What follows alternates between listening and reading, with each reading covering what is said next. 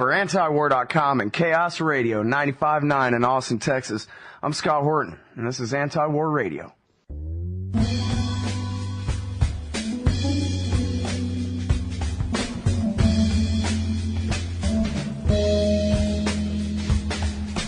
Jonathan Williams is from Students Peace Action Network. First off, tell us about your organization. Certainly. Student Peace Action Network was started in the mid-'90s as a project of Peace Action, one of the nation's largest grassroots peace organizations. So I was hired to coordinate this network. We have students all across the country that work really closely with our chapters and affiliates at Peace Action. And the whole program is designed to foster the leadership of youth in the peace movement and introduce young people to the concepts of peace, to understanding of history and organizing, and build their community organizing skills for the future. So, you engage in anti-recruitment efforts. Absolutely, yeah. One of our main projects is working with young people that are considering enlistment into the military. These are usually everyone from middle school till about halfway through college or so, and we work on explaining to them their options outside of the military, explaining to them the reality of service in the military and what they might expect there. We often have them meet with veterans who have served in the military to explain their experience, someone who isn't a recruiter trying to sell them something. So we do a lot of this sort of work and just try to educate young people about their options and hopefully inspire them to more peaceful careers. What are the typical objections you meet when you're talking to probably a young man more than a woman, but a young man who wants to sign his life away?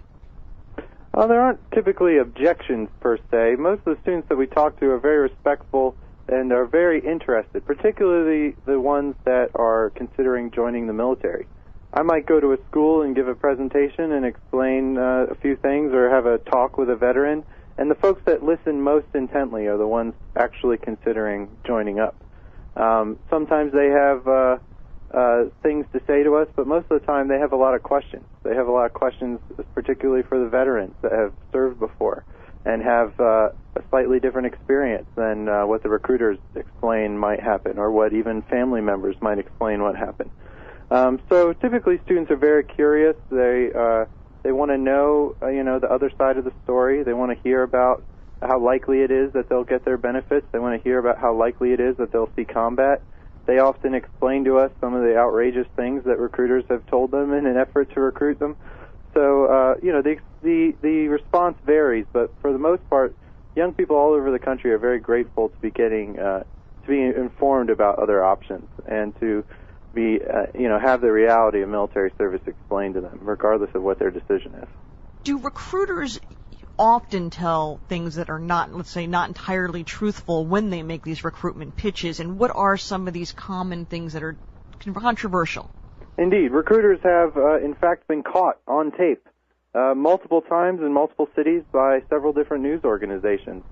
They've had several different journalists go in and pretend to be interested in joining the military and with undercover camera film some of the outrageous lies that recruiters will say.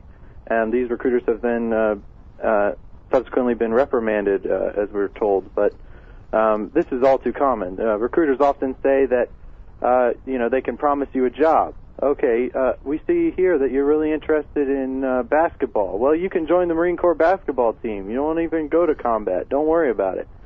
Being told that you won't go to war is a very common lie. There's a chance that you might not go to war. There's a chance that you might. A recruiter has no authority to make any promise one way or the other. So these are very common. This promise of you'll not see combat, this promise of you'll get such and such a special job. They often promise benefits after you get out. They promise that they'll take care of you for the rest of your life. As we've seen with how our veterans are taken care of in this country, that's clearly not the case. So recruiters are in a very tough position where they're required to meet a very high quota, and they don't have a really great career to sell. So they have a very tough job, and sometimes they bend the truth in an effort to meet their quotas, an effort to do their job and make mission, as they say. We were asking in the chat room, are you familiar with Chris Hedges' book, What Every Person Should Know About War? No, I'm not. Okay, because that might make a suggestion that might be helpful and useful in perhaps educating some of these young people who probably are very naive. Let me ask another question. This is also kind of from our listeners.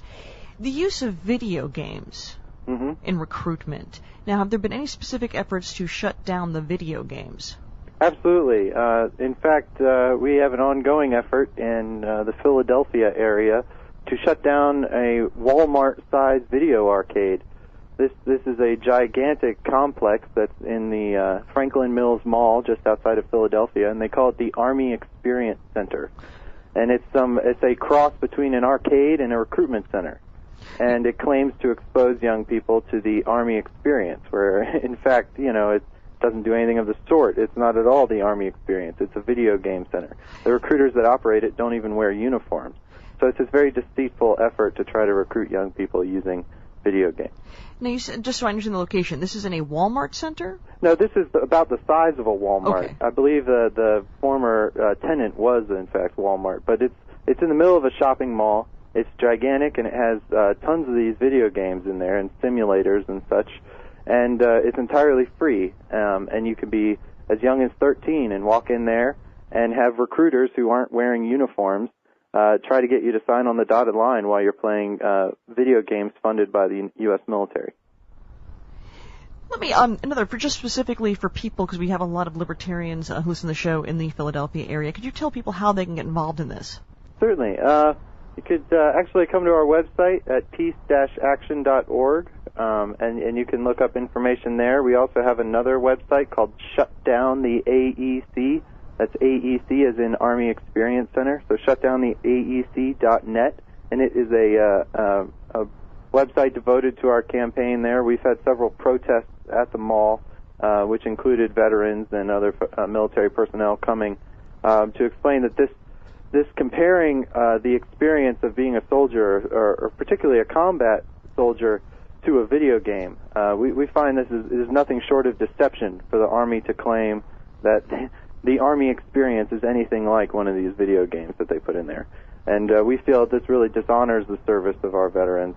And moreover, it's just an incredibly deceitful way to try to tempt young people into joining the military. Let me ask you this. How do you find the veterans who also assist you in this anti-recruitment effort? Well, personally, I speak to a lot of veterans every day. I talk to active duty soldiers. I talk to young people considering enlistment. There's certainly, I've had several experiences riding the bus, talk to a soldier, and, things will get started that way. Alternatively, we also work with many organizations. I'm part of a group called the Civilian Soldier Alliance when I'm not working for Student Peace Action Network, and we work exclusively on outreach to soldiers and talking to them about their rights. There's also an organization called Iraq Veterans Against the War, which you can find at ivaw.org. I'm sure some of your listeners are familiar with them. And this is a national organization of veterans that have served since 9/11, veterans of the global war on terror who have, decided that they don't feel it's the best policy for us to be occupying Iraq or Afghanistan. So we have these vets come in, and they have a wide spectrum of political beliefs. Their only unifying principles are that they believe we should be withdrawn from Iraq and Afghanistan, and that we should be paying reparations to both those countries, and that we should be taking care of our veterans when they get home. So beyond that, it's all fair game, and these vets come in with lots of different perspectives, lots of different experiences, and speak to the students and just give them the truth. And this is how it is. Some of them aren't even against military service. Many of them say, it's your decision, but it's a difficult one. Here's how I felt about it. And again, the students are enormously grateful to be hearing this, because they're just not getting this exposure to what the reality is of the military, let alone war, in school. Moreover, they're just not getting enough career help or jobs or college scholarships or anything. So any little bit of help is greatly appreciated. So. Several of my activist friends joined the military many years back because of the GI Bill. Mm-hmm. Could you explain this a little bit, and is there somewhat of a bit of a bait and switch involved here?